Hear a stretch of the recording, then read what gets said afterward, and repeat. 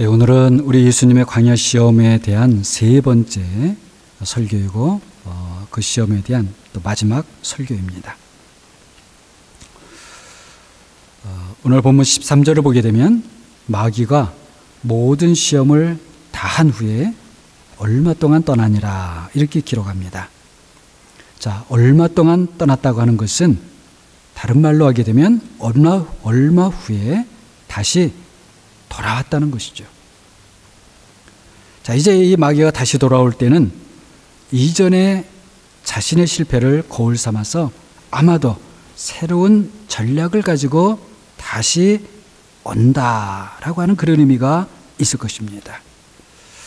자, 이 바뀐 마귀의 전략이 무엇일까 생각해 보니요, 바로 이 사람이 되신 하나님의 아들을 자신이 이제는 직접 하니 소용이 없어서 사람들을 통해서 시험하고 방해하고 하는 것입니다. 마치, 자, 하나님의 아들이시여, 당신이 사람들을 위해서 오셨고 사람들을 그렇게 사랑한다면 그 사람들이 당신에게 어떻게 하는지를 한번 겪어보시오. 자, 이런 의도였던 것 같습니다. 자, 실제로 사람들은 그래서 어떠했습니까? 자신들을 위해서 높으신 분이 낮아지셨는데, 피조물인 자신들을 위해서 창조주께서 피조물이 되셨는데, 자신들의 실패를 덮어주고 다시 하나님께로 돌이키는 그런 사람들이 되게 하시려고 친히 오셨는데, 그 사람들이 그 하나님의 아들을 몰라보는 겁니다. 거부합니다. 알지를 못합니다. 더 나아가서는 미워하고 죽이려고 합니다. 마침내 죽이죠. 아마도 마귀는 광야에서 실패했지만 이렇게 사람들을 통해서 십자가에서 하나님의 아들이 죽으실 때, 그때는 자신이 성공했다고 그렇게 생각했을 겁니다. 자, 이렇게 보면 이 사탄 마귀는 하나님을 전혀 모르는 자입니다. 하나님이 어떤 분인지도 모르고요, 그래서 그 하나님의 사랑을 알 수 없는 자입니다. 알 수가 없어요. 문제는 우리 사람들이 이런 사탄 마귀를 닮아간다는 거예요. 하나님을 몰라요. 그리고 하나님의 아들을 몰라봅니다. 그리고 빛보다 어둠을 더 좋아합니다. 사람들이 이제는 어둠에 너무 익숙해져 있어요. 그래서 오히려 빛을 거부합니다. 빛을 미워해요. 여러분, 이렇게 생각해 보면 이것은 너무나 슬픈 일입니다. 자, 그렇다고 해도 하나님의 아들은 그 모든 것들이 바로 이 사탄 마귀의 계략이고 술수다, 이것 때문이라는 것을 너무나 잘 아시는 거죠. 그래서 하나님의 아들은 이렇게 마귀에게 속고 있는 그런 사람들이 불쌍한 겁니다. 불쌍한 거예요. 미운 게 아니에요. 불쌍한 겁니다. 자, 이런 마음으로 우리가 돌이켜보게 되면 우리 자신이 생각을 해도 참 그런 사람들이, 여러분, 불쌍하지 않습니까? 불쌍해요. 그렇기 때문에 이 마귀는 우리의 원수인 겁니다. 자, 그렇다고 우리가 마귀를 어떻게 할 수가 없지요. 자, 우리가 볼 수도 없는 자인데 어떻게 하겠습니까? 그래서 우리는 다만 하나님께 날마다 악에서 구하옵소서, 악에서 구해 주소서, 악한 자에게서 보호하소서, 그렇게 기도하는 것입니다. 그리고 또 그렇게 기도할 뿐입니다. 자, 제가 기도할 뿐이라고 이렇게 말을 하는 것은 우리가 할 수 있는 것이 아무것도 없어서 그저 기도만 해야 된다, 그런 의미는 아닙니다. 우리가 무엇을 할 수 있다고 해도 기도해야 되는 겁니다. 기도해야 돼요. 사실은 기도가 우리 믿는 사람들에게는요, 가장 큰 능력입니다. 기도보다 사실은 더 큰 능력이 없습니다. 기도는 사실은 우리가 약하기 때문에 하는 것이지요. 약해서 기도하는 거예요. 그렇지만은 사실은 이 기도야말로 오직 그 기도가 우리를 강하게 만드는 그런 힘이 되는 겁니다. 하나님의 힘이 되는 거예요. 왜 그래요? 우리의 기도를 하나님께서 들으시고 하나님이 일하시고 응답하시기 때문에 그렇습니다. 그래서 우리는 오직 이렇게 하나님과의 관계에서 사는 거예요. 하나님과의 관계. 하나님께서 우리를 부르셔서 생명이 되게 하셨고 하나님께서 은혜를 주셔서 우리는 그 생명 안에 그 생명을 살아갑니다. 우리가 마귀의 시험을 물리칠 수 있는 것도 사실은 하나님께서 지혜를 주시고 능력을 주시기 때문인 거죠. 우리가 무슨 선한 일을 작더라도 한다면 그것도 선하신 하나님께서 그렇게 할 수 있도록 힘과 능력을 주셨기 때문입니다. 우리에게 혹시라도 무슨 아름다운 것이 있다면 그건 역시 아름다우신 하나님께서 우리를 그렇게 아름답게 해주신 거예요. 그런데 이 마귀는 바로 이런 것들이 식이 나는 겁니다. 말하자면 비위가 상하는 거예요. 그런 걸 보면 어떻게 나보다 못한 자가 왜 더 아름다워져야 하는 것인가? 나보다 못한 자인데 왜 하나님이 저렇게도 사랑하시는 것이지? 하나님을 가까이에서 본다고 하는 이 사탄 마귀가 멀리서 사실 우리 사람은 하나님을 볼 수도 없잖아요. 그런 우리 사람에게 말하자면 위협감을 느끼고 시기심을 느끼는 거예요. 자신의 자리를 마치 빼앗길 것 같이 그렇게 느끼는 것 같아요. 그래서 시기심이 발동됩니다. 그래서 결국 어떻게 해요? 우리 사람을 넘어뜨리고 망하게 하려고 시험하고 유혹하는 거죠. 그렇기 때문에 우리가 여러분 내 것을 내가 뭐 빼앗길까 봐 두려워하고 또 다른 사람의 것, 다른 이의 것을 시기하고 질투하고 만약에 그렇게 한다면 그것은 그 자체도 문제지만 무엇이 문제인가? 그럼 마귀를 닮은 거예요. 마귀를 닮아가는 겁니다. 그 위험한 거지요. 여러분 제가 사람이 마귀라는 그런 의미의 뜻이 절대 아닙니다. 사람은 그러지 않아요. 그렇지만은 우리에게 그런 마음이 들게 되면 이거 빨리 쳐내고 벗어나야 됩니다. 우리는 서로 이기려고 경쟁할 필요도 없어요.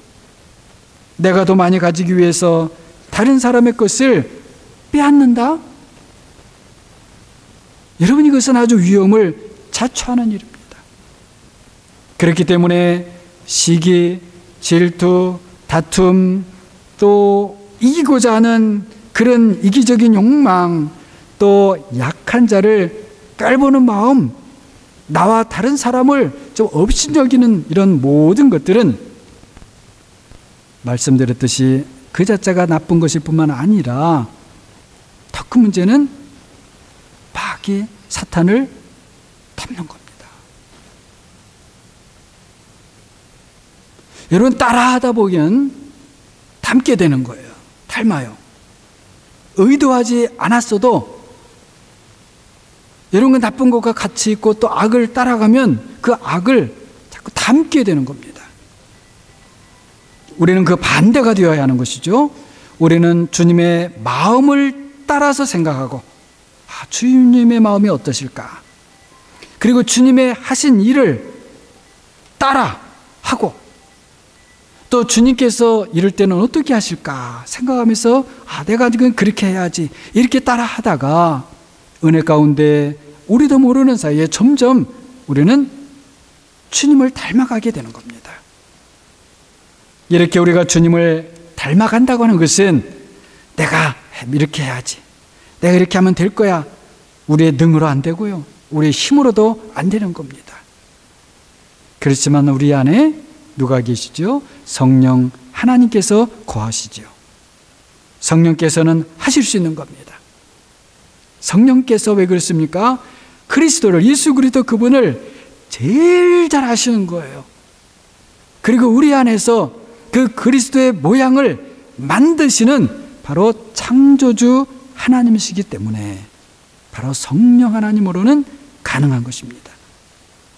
지난주일에 그 믿음의 규칙을 말씀드리면서 성령은 말씀을, 로고스를 데몬스트레이트 하신다고 그렇게 했죠. 나타내 보여주고, 대신에 말씀, 로고스는 또 성령을 아티큘레이트, 설명하고 또 표현하고 그렇게 하신다고 했죠. 자, 하나님 아버지께서 시작하시고 그리고 말씀과 성령이 함께 협력하시면 이루지 못할 것이 없는 거예요. 여러분, 이 창조의 세계를 한번, 이 모든 세상을 한번 둘러보십시오. 얼마나 놀랍습니까? 하나님 아버지 그리고 하나님의 아들 예수 그리스도처럼 성령 하나님도, 이 성령님도 아주 치밀하시고 세밀하신 거예요. 그리고 실수가 없으십니다. 그분은 정확하십니다. 그리고 완전하십니다. 우리에게 능력 주시는 자 안에서 우리가 모든 것을 할 수 있는 것이 바로 성령 하나님 때문에 그런 거예요. 우리에게 완전하신 하나님 아버지가 계시고, 완전하신 예수 그리스도 하나님의 아들이 계시고, 우리에게 완전하신 성령 하나님이 계신다는 거예요. 장래에 우리가, 그리고 또 우리 목양교회가 어떻게 될 것인지 우리는 사실 지금은 잘 모릅니다. 저도 모르고 잘 몰라요. 그러나 우리가 이와 같이 성삼위 하나님과 함께만 한다면, 그러면 여러분 괜찮은 거예요. 문제될 것이 없어요. 사람의 기준에 따라 그건 측량이 안 되는 것입니다. 하나도 염려하고 두려워할 것이 없고요. 거기에는 오직 소망만 있고 기쁨만 있고 감사만 있고 찬양만 있는 거예요. 하지만 한 가지 우리가 늘 조심해야 될 것이 있습니다. 바로 이 마귀는 시험하는 자라는 거예요. 시험. 사람이 되신 하나님의 아들을 찾아와서 시험했던 이 마귀가 우리에게도 당연히 찾아오는 거죠. 세상을 살면서 배가 고프고 심히 약해 있을 때, 바로 그럴 때 찾아옵니다. 그러면서 무엇을 내가 망설이는가? 배고픈데 자, 훔치기라도 해, 도둑질이라도 해, 있는 자의 것을 빼앗아도 돼, 그렇게 해도 돼. 그렇게 하는 것도 다 너의 능력이야. 여러분, 이렇게 하면서 시험하는 거예요, 우리를. 이것은 여러분, 제가 한 가지 예로 말씀을 드린 것뿐이지만 여러 가지 방면으로 우리가 배고파 있을 때, 갈급해 있을 때, 약해져 있을 때 그렇게 찾아온다는 거예요. 우리 사람이 궁핍해지면 비굴해질 위험이 있습니다. 우리 세상 말 가운데 가난이 죄다, 그런 말이 있죠. 가난이 사람으로 하여금 죄를 짓게 만든다는 거예요. 한편 일리가 있습니다. 하지만 여러분, 죄는 사람을 결국 망하게 하는 것이지 우리를 살리는 게 결코 될 수가 없는 것입니다. 그런데다가 우리 사람은 빵으로만 사는 것도 아니고요, 하나님의 입에서 나오는 모든 말씀으로 사는 거지요. 제가 지난번에 말씀드렸듯이 빵도 결국은 하나님의 말씀에서, 하나님의 입에서 나오는 말씀에서 다 나오는 것이죠. 그렇기 때문에 우리가 빵을 먹고 물을 마셔도 그 하나님의 말씀의 품위에 맞게 먹고 마셔야 되는 거예요. 왜냐하면 그것이 하나님의 입에서 나오는 말씀으로 우리에게 왔기 때문에. 여러분, 제가 이것은 우리가 먹고 마실 때도 무슨 인간적인 무슨 격식을 갖추라는 그런 뜻이 아닙니다. 하나님의 말씀에 합당하게 모든 것을 하라는 것이에요. 그것이 무엇이지요? 나만 생각하지 말고 다른 사람들도 생각하고 배려하라는 거예요. 나만 먹고 배부를 것을 생각하지 말고요, 나만 먹고 맛이 있으면 돼, 이것 말고요, 다른 사람의 배도 생각해야 된다는 거예요. 그것이 바로 우리가 먹든지 마시든지 하나님의 영광을 위한다는 것입니다. 마귀의 시험은 한 번에 그치지 않았습니다. 마귀는 집요해요. 집요하지만 한계가 있습니다. 거기다가 이 마귀는 허풍쟁이라고 했죠. 허풍쟁이에요. 세상 모든 만물이 자신의 것이라는 거예요. 그래서 자신을 따라오면 우리가 원한 대로 다 가질 수 있다는 겁니다. 우리의 욕망을 부추기는 자, 바로 마귀예요, 마귀. 이번에 내가 잘만 하면 한몫 잡을 수 있을 것 같은데, 그래서 조금만 더, 한 번만 더. 그러다가 우리 자신도 모르게 그 물질 세계 속으로 더 자꾸 빠져들어가게 되는 겁니다. 바로 이 마귀가 우리를 부추기는 소행입니다. 자, 이 예수 그리스도께도 마귀가 찾아와서 단숨에 천하만국을 보여주죠. 여러분, 대단하지 않습니까? 천하만국을 단번에 보여준다. 그리고는 나에게 절을 하면 보이는 이것을 다 주겠다. 그랬더니 마귀가 바로 우리에게도 그렇게 찾아온다는 겁니다. 하지만 여러분, 모든 것을 만드신 분도 하나님이시고 모든 것을 우리에게 적합하게 해주시는 분도 하나님이셔요. 다만 사람들이 서로 싸우고 다투고 그런 결과로 해서 누구는 더 갖고 누구는 덜 갖게 되는 일이 있죠. 사실 세상은 그렇게 되었습니다. 그러나 하나님은 그런 것을 사실은 원하지도 않으시고 그렇게 만들지도 않으셔요. 하나님은 우리에게 다투고 싸우지 말라고 하시죠. 그래서 그럼 이 잘못된 현실, 하나님이 잠시 그대로 두시는 것은 다른 이유가 아닙니다. 다만 모든 사람들이, 할 수 있다면 모든 사람들이 회개하고 구원을 받게 하시려고, 그것을 원하시기 때문에 잠시 두시는 거예요. 결코 하나님이 이 세상의 현실을 모르고 계시는 게 아닙니다. 모르고 계셔서 가만히 계시는 게 아니라는 거예요. 하나님의 오래 참으심을 우리가 결코 가볍게 생각하면 안 되는 것입니다.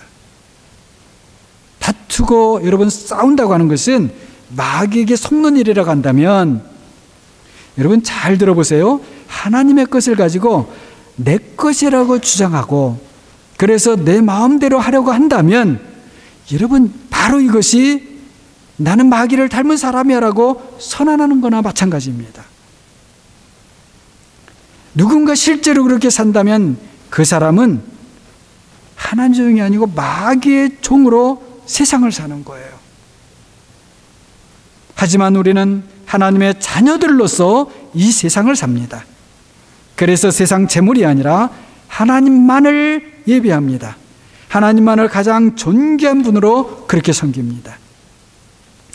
마귀가 말하자면 허풍을 떨면서 세상 것을 가지고 유혹한다면 우리가 이기는 방법은 예수 그리스도께서 마귀를 물리치신 말씀처럼, 성경에 기록된 것처럼 주 우리의 하나님을 경배하고 그 하나님만을 섬기는 것이다. 이렇게 우리가 선포하는 겁니다. 선포하는 거예요.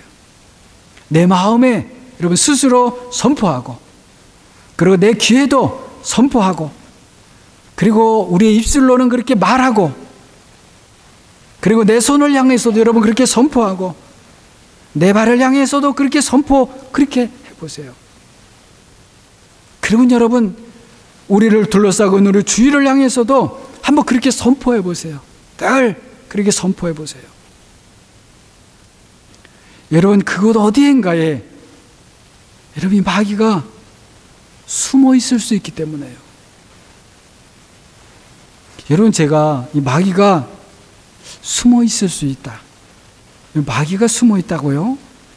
얘가 좀 이상한 말하는 것 같지 않습니까? 좀 이상한 소리처럼 들릴 수 있을 거예요. 그러나 여러분 잘 생각을 해보세요. 자, 우리는 마귀를 볼 수가 없지요. 마귀는 근데 우리를 봅니다. 마귀는 무슨 물질적 존재가 아니기 때문에 움직일 때 소리를 내지도 않아요. 마귀의 소리를 우리가 분별하고 듣지 못합니다. 마귀가 말을 한다? 말을 해도 우리가 그 마귀의 소리를 들을 수가 없어요. 어떤 자나 저울을 가지고 크기와 무게를 잴 수 있는 그런 존재가 아닙니다. 그래서 제가 마귀는 우리에게 마치 숨어 있는 것 같다는 거예요. 숨어 있는 존재와 같아요. 그래서 더 조심을 해야 된다는 것입니다. 여러분, 하나님을 예배한다는 것은 어떤 것입니까? 이미 말씀을 우리 드린 것처럼은요, 하나님께서 하늘과 땅을 만드셨고 보이는 것과 보이지 않는 모든 것을 만드셨다는 것을 선포하면서 그 하나님을 찬양하는 것입니다. 모든 것을 만드신 하나님이 그래서 모든 것의 주인이십니다. 모든 것이 하나님으로부터 왔고 그래서 모든 것이 하나님의 것입니다. 이렇게 선포하면서 그 하나님을 경배하는 것입니다. 여러분, 존재한다고 하는 모든 것은 창조주 하나님이시든지 아니면 그 창조주 하나님에 의해서 만들어진 것이든지 둘 중에 하나입니다. 그 위에 다른 존재는 없어요. 한마디로 하게 되면 하나님 이외의 모든 존재는 하나님에 의해서 만들어진 피조물이라는 거예요. 그래서 천사도 피조물입니다. 우리 사람도 피조물입니다. 하늘도 땅도 하나님께서 피조물들의 거처로 다 만들어 주신 거예요. 그렇기 때문에 사실은 모든 피조물에게 가장 합당하고 그리고 가장 아름답고 그리고 가장 존귀한 모습은 바로 자신을 만드신 창조주를 찬양하며 예배하는 것입니다. 그래서 시편을 보게 되면 우리 사람뿐이 아닙니다. 천사뿐이 아닙니다. 하늘의 별들도 태양도 달도 그리고 세상의 모든 것들도 하나님을 찬양한다고 그렇게 나와 있어요. 그리고 그렇게 선포합니다. 하나님을 찬양하라고 그렇게 선포를 합니다. 마치 우리 사람이 하나님이 만드신 이 자연세계 하늘과 땅을 보면서 찬양을 위해서 지휘자가 되는 것 같이 그렇게 표현을 하고 있어요.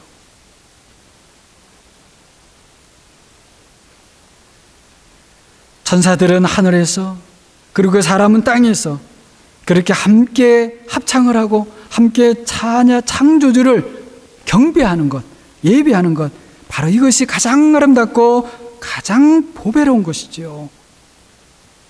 물론 이 세상에는 사람들이 만들어 놓은 것들이 많이 있습니다.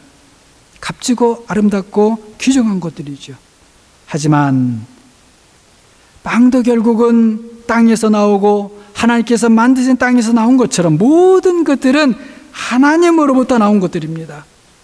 만일 사람들이 이것을 알고 하나님의 뜻에 맞게 만들고 세우고 나누고 협력하고 그리고 함께 동행하고 서로 용서하고 서로 용납하며 산다면 이 세상에서 그것보다 더 아름답고 그것보다 더 귀하고 참된 것은 없을 겁니다. 여러분, 하지만 마귀는 어땠습니까? 하나님께서 잠시 마귀에게 내 뜻대로 해봐라 그러셨더니 그 마귀가 자기 착각에 빠져서 세상 모든 것이 자신의 것이된 영, 자신의 것인 것처럼 그렇게 주장을 하고 다니고 있어요. 맡은 자는 신실하면 되는 거예요. 맡은 자는 신실, 맡은 것에 따라서 신실하는 것. 그런데 이 마귀는 나쁜 종, 악한 종인 겁니다. 만일 우리가 하나님의 것을 자신의 것인 양 그렇게 주장하고 그런 허풍 속에 산다면 말씀드린 대로 그것은 마귀의 종이 되어서 마귀를 따라 사는 거예요. 사랑하는 여러분, 예수 그리스도를 사랑하는 여러분과 저는 이젠 더 이상 마귀와 상관이 없습니다. 마귀와 상관이 없어요. 그래서 그 마귀를 닮아서는 안 되는 것입니다. 여러분, 이 닮는다는 건 모양으로도 안 된다고 했어요. 모양으로도. 세상 사람들에게요, 이렇게 마귀를 닮았다는 인상조차도 주면 안 된다는 거예요. 그래서 성경은 악은 모든 모양으로라도 버리라고 그렇게 합니다. 이 악이라고 하는 것, 여러분, 그것은 모양조차도 버릴 수 있는, 가까이 하지 아니하는 사랑하는 여러분과 제가 되기를 바랍니다. 마귀의 시험은요, 2번으로 그치지 않고 3번째로 이어집니다. 예수님을 이끌고 성전 꼭대기에 세웁니다. 이번에는 그저 높은 곳이 아니라 어디냐면 성전 꼭대기입니다. 차원이 달라졌어요. 어떻게 또다시 보게 되면 이 마귀가, 여러분, 정말 대단하지 않습니까? 어느 순간에 광야에 그 예수 그리스도를 찾아서 나타나고, 어느 순간에 또 높은 곳으로 데리고 올라가고, 이번에는 예수님을 성전 꼭대기에 세웁니다. 다른 한편 보게 되면요, 예수님께서는 어떻게 그렇게도 순순히 마귀가 하는 대로 하시는지 궁금해집니다. 여러분, 궁금하지 않으세요?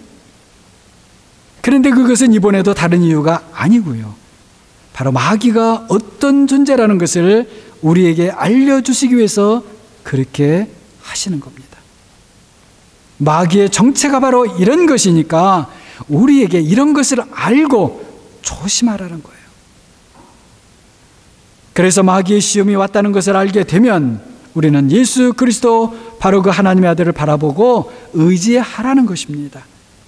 여러분, 한번 잘 보시기 바랍니다. 자, 예수님께서 당하신 것은 바로 우리도 당할 일이에요. 그래서 제가 잘 보자는 것입니다. 자, 마귀가 이렇게 시험합니다. 본문 9절입니다. 만일 당신이 하나님의 아들이라면, 여기서도 다시 그 정체성의 문제를 들고 나오지요. 정체성의 문제. 그러면서 여기서 뛰어내리라는 거예요. 이어서 10절과 11절을 보게 되면 이번에는 성경 구절을 인용을 합니다.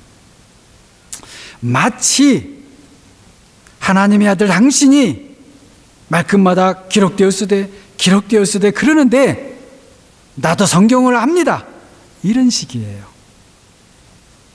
기록되었으되 하나님이 당신을 위해서 천사들을 명하여 당신을 지켜주실 것이라고 했지 않습니까?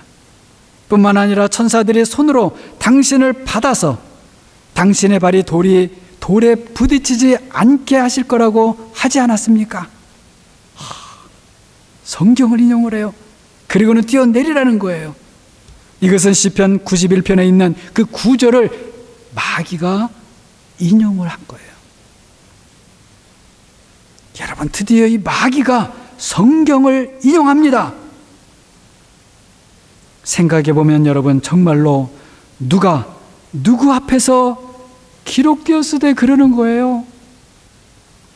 하나님의 말씀 자체이신 그분 앞에서 기록된 말씀을 끄집어 듭니다.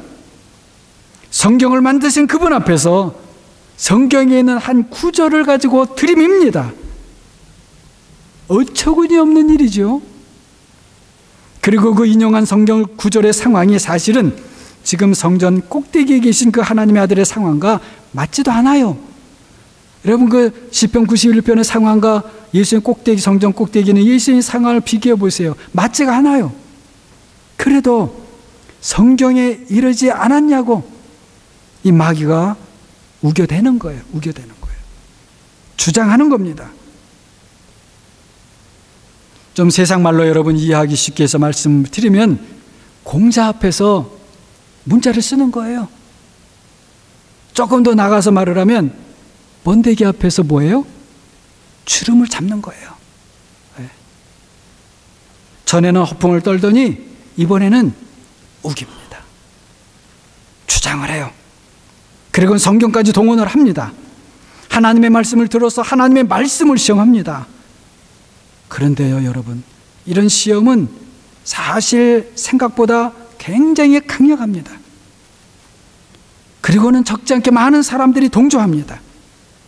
많은 사람들이 이 마귀의 시험에 굴복하고 맙니다. 그런 일들로 인해서 실패와 좌절을 경험하고 사람들의 마음에 풀려지지 않는 상처로 남겨지기도 합니다. 하나님의 말씀을 인용하면서 하나님의 말씀을 시험하던 일은 사실은 처음부터 있어 왔어요. 그리고 교회는 처음부터 그런 일을 겪으면서 교회 역사를 살아왔습니다. 1세기에도 그랬고요, 2세기에도 그렇고요, 그리고 19세기도 그렇고요, 20세기도 그래요. 지금 21세기도 여러분 그렇습니다. 점점 더 어떻게 심해지는 것 같아요. 그런 일은요, 때로는 정말 쓰나미처럼 그렇게 몰려옵니다. 그런 일이 있을 수 있을까? 아니에요. 벌써 쓰나미가 우리 눈앞에 몰려와 있어요. 그것 중에 하나가 오늘날 사실은 여러분 잘 들으시기 바랍니다. 성소수자 문제가 그런 거예요. 제가 이 동성애 문제를 말씀 잠깐 드리려고 하는 겁니다. 저는 이 성소수자의 인권, 사람답게 살아야 된다고 하는 그 인권, 그건 보호되고 존중돼야 된다고 저도 생각해요.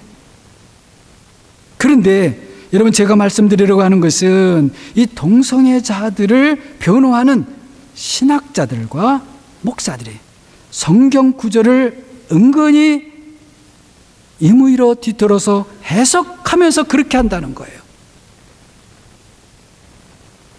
20세기 중반에 후반에 먼저는 페미니스트들 중에 일부가, 다 그런 건 아니었습니다. 일부가 하나님 아버지를 하나님 어머니로 바꾸자고 그래요. 그 다음에는 이어서 동성애를 옹호하는 신학자들과 목사들이 결혼을 남녀의 결합이 아니라 그냥 두 사람의 결합으로 이제 바꿔야 된다는 거예요. 저는 세상 사람들이 그렇게 말하는 것은 그 사람들은 하나님도 모르고 성경도 모르니까 그럴 수 있겠어요. 그럴 수 있지 않겠습니까? 그런데 일부, 사실은 적은 일부도 아니에요. 이제는 점점 많아지고 있어요. 일부 목사들이, 그것도 성경 박사들이 성경을 그렇게 해석해야 된다고 주장한다는데 놀라운 거예요. 한두 사람이 아닙니다. 지금 교회를 덮고 있는 쓰나미와 같은 현상이에요. 유럽 교회들은 말할 것도 없고요, 지금 미국과 캐나다 교회들에서도 이런 일들이 지금 벌어지고 있습니다, 여러분. 그렇지만 이런 일들이 새로운 것은 아니지요. 말씀을 드렸듯이 하나님의 말씀으로 하나님의 말씀을 시험하는 일은 사실은 처음부터 있어 왔던 일이에요. 에덴 동산도 여러분 가만히 보게 되면 하나님의 말씀을 뒤트는 데서부터 시작을 하는 거예요. 쓰나미 차원만이 아니고요, 개인적인 차원에서도 이런 일이 있습니다. 성전 꼭대기에서 뛰어내리라. 하나님께서 약속하신 것처럼 너를 지켜줄 것이다. 여러분, 이것은 무엇입니까? 바로 영적 영웅주의를 부추기는 거예요. 영적인 모험주의, 영적인 성공주의, 바로 이거예요. 내가 한번 일을 벌려봐. 하나님이 다 책임져 주셔. 여러분, 이런 모험주의와 성공주의가 교회 내에서 좋은 것이고 훌륭한 모범 사례로 너무나 많이 알려지고 있어요. 따라가고 있습니다. 하지만 이런 일들은 하나님을 자신의 목적을 위해서 이용하려는 것뿐입니다. 그것은 위험한 생각이고 그리고 위험한 일이에요. 이 의도라고 하는 것, intention, 의도라고 하는 것, 그것은 선한 의도이든지 악한 의도이든지 그 사람 마음속에 사실은 감추어져 있습니다. 다른 사람이 볼 수 없습니다. 때로는 나 자신도 잘 모릅니다. 사실은요, 보통은 무슨 일을 하고자 할 때 나쁜 의도를 갖고 하는 경우는 보통은 없어요. 더욱이나 믿는 사람들, 목사들, 선교사들, 신학자들, 수도자들은 사실 더욱더 그렇습니다. 선한 일을 하고자 하고 그래서 선한 의도를 갖습니다. 그런데 이 영적 영웅주의, 영적 모험주의, 영적 성공주의는 그 어딘가에 숨어서 침투합니다. 그리고 어떤 과정에서 또 찾아옵니다. 바로 마귀가 그렇게 하는 거예요. 성전 꼭대기에서 뛰어내리라. 하나님이 책임져 주실 것이다. 하나님은 이런 영웅주의를 아주 싫어하십니다. 대신에 하나님을 신뢰하고 하나님 앞에 무릎 꿇는 것을 기뻐하셔요. 이런 영적 모험주의, 영적 성공주의, 이런 것들은 모두 하나님의 뜻과는 거리가 먼 것들입니다. 오히려 하나님의 뜻을 정면으로 대적하는 겁니다. 하나님께서 우리에게 보여준 생명의 길은 바로 십자가의 길입니다. 성전 꼭대기에서 뛰어내리는 것이 아니라 그 성전 꼭대기가 십자가가 되는 것이고, 그리고 그 십자가에서 죽는 거예요. 십자가에서 죽는 사람은 다시 부활하는 거예요. 본문 12절을 봅니다. 주 너의 하나님을 시험하지 말라. 모세로 하여금 이스라엘 백성들에게 너희가 마사에서 시험한 것 같이 너희 하나님을 시험하지 말라고 그렇게 말하게 하셨던 바로 그 주님께서 지금 마귀에게, 그리고 그 마귀에게 속아서 하나님을 시험하려고 하는 사람들에게 주 너의 하나님을 시험하지 말라라고 하는 것을 일깨워주고 계십니다. 이런 영적 영웅주의, 영적 성공주의, 영적 모험주의에 대한 하나님의 아들의 대책은 너희가 하나님을 시험하지 말라는 것입니다.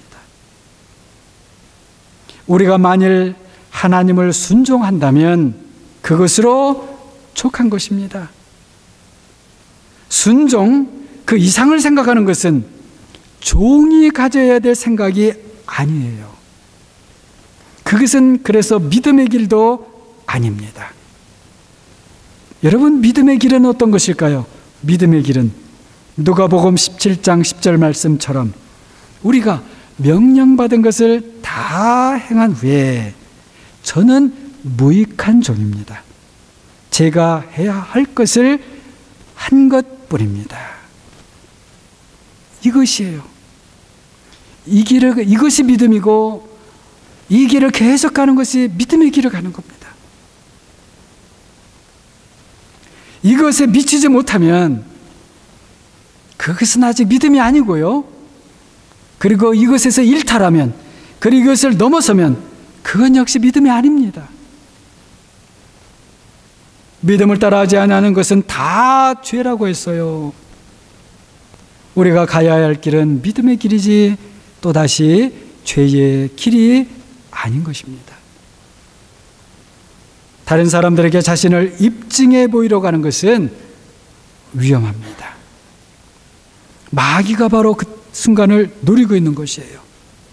우리를 의롭다고 하시는 분, 나를 의롭다고 하실 분은 오직 하나님이십니다.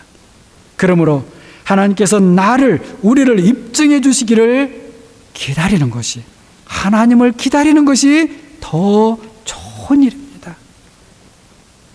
그렇다고 해서 우리가 다른 사람 앞에서 아무 말도 하지 말라는 그런 뜻은 아닙니다. 여러분과 같은 말을 해도 아 다르고 다르고 하지 않아요? 우리는 우리의 의견을 말할 수 있어요. 말해야 됩니다.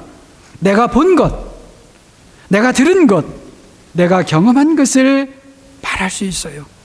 하지만 거기까지입니다. 그 이상은 믿음의 정도를 넘어서는 것이에요. 그렇게 하려고 하는 것은 우리가 스스로 마치 하나님처럼 되려고 하는 거예요. 그렇게 하면 안 되는 것이죠. 우리가 하나님처럼 되려고 해서 하나님처럼 되는 게 아닙니다. 우리가 믿음으로 본 것, 믿음으로 들은 것, 믿음으로 경험한 것을 말하고 그렇게 행하다 보면, 말하자면 믿음의 길을 그렇게 가다 보면 은혜 가운데에 복된 사람이 되고요. 그러다가는 하나님을 닮아가는 사람이 되는 겁니다. 모든 마귀의 시험은 우리를 하나님으로부터 멀어지게 하는 것입니다. 하나님이 작게 보이고 세상이 크게 보인다? 위험한 거예요. 그러나 그리스도 예수 안에서 하나님의 은혜는 우리로 하여금 하나님께 자꾸 가까이 나아가게 합니다. 하나님이 더 자꾸 크게 보입니다. 한없이 크게 보입니다. 그러면서 하나님의 말씀을 듣게 됩니다. 그리고 성령의 인도를 받게 되고요. 그래서 하나님의 안에서 살게 하시는 거예요. 달콤한 유혹의 시험, 때로는 두려움으로 위협받는 그런 시험이 왔을 때 주님을 의지해서 성령으로 승리하시고 하나님 안에 있는 그 풍성한 생명의 삶을 우리 함께 누리게 되는 여러분과 제가, 사랑하는 여러분과 제가 모두 되기를 주님의 이름으로 간절히 축원합니다. 기도하겠습니다.